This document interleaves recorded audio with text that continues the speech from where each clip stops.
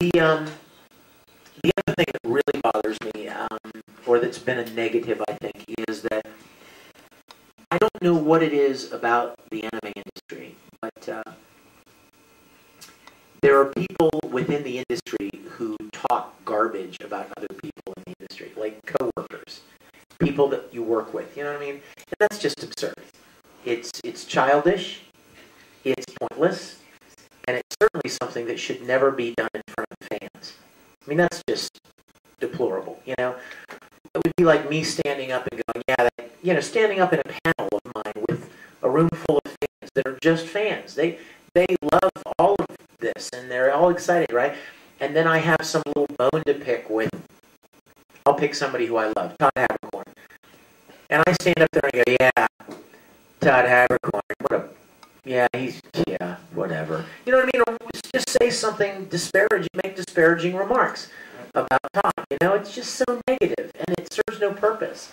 And that happens occasionally. I'm not even sure why. Except that, you know, there are a lot of personalities and a lot of people, you know, feel the need to do this or that for whatever reason. And that's one of the few negatives that I've seen in this business, is people that, for whatever reason, if they don't like the fact that you do this, or that you don't do that, or that you got this, or that they didn't get that, then they use whatever opportunity they have sometimes to, you know, to trash on you. And that's unfortunate, because we are so blessed to be doing what we do.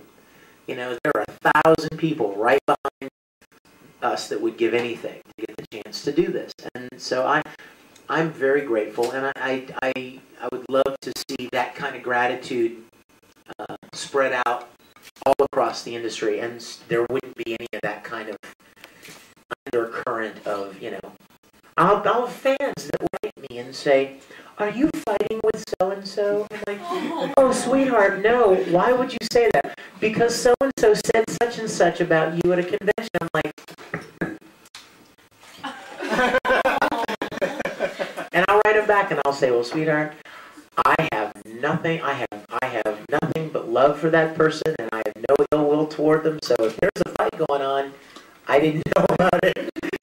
So that's about it. That's about the only negative. But like I said, let me finish by where I started. In a sea of positives, there are only a few negative things in an ocean of positives. I'm so crazy about the opportunity to do what I do. We have time for one final question. Really? Is that it? We just started. Really? Yeah. I actually had the pleasure to interview recently Little Karibo. Yeah. And he pretty much said he saw you as a mentor, that he doesn't feel like he's within the league of anime voice actors. And can you relate or express the experience that you had with him? And also taking along with the question, he said that either you challenged him or he challenged you to eat the hottest thing on a menu. Can you also explain that, please?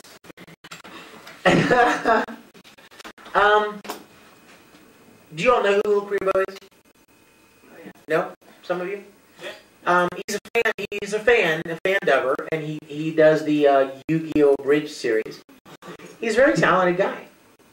Very talented guy. And he often makes fun of different things, like me, for instance.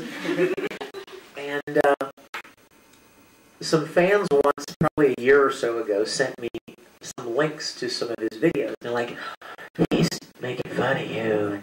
What do you think of this?" And I watched it. I'm like, "Oh, that's hilarious." So I wanted to meet him, and I started kind of letting it out that I wanted to meet him if he ever came to a con. I want to meet him. And he thought, like, I wanted to beat him up. He's like, "I don't want to meet him, he'll hurt me." You know, and he really thought that I, like, you know, had some kind of a bone to pick with him. And so last fall at AWA in Atlanta, I heard that he had come just on his own as a fan. And I was asking everybody, "Where is he? Where is he?" And I finally tracked him down. And I was sneaking up behind him. And just a moment before I got up to him, somebody that was with him went, I was coming.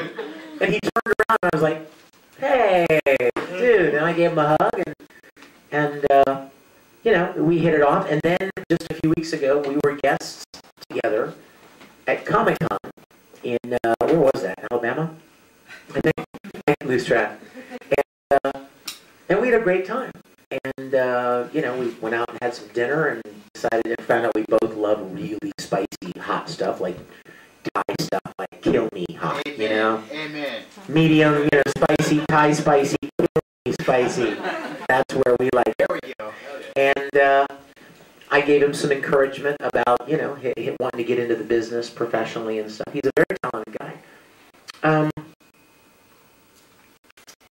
I'm very honored, you know, if he said those things.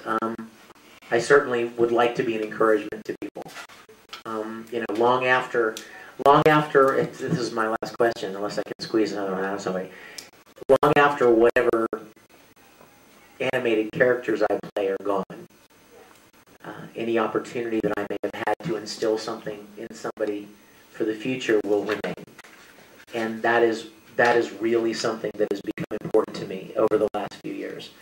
No matter what it is, whether it be an encouragement in a gift that you have, in a career path, in a talent, in your faith, it doesn't matter. I really would love to think that 50 years from now, and I'm not even around anymore, I'm pushing up daisies somewhere, that, you know, that there would be kids that are 14, 15 years old now, you know, who I got to speak with at a convention, or they wrote me a letter and I wrote them back, and was able to instill something positive or encouraging or uplifting in their lives that would last way after I'm gone.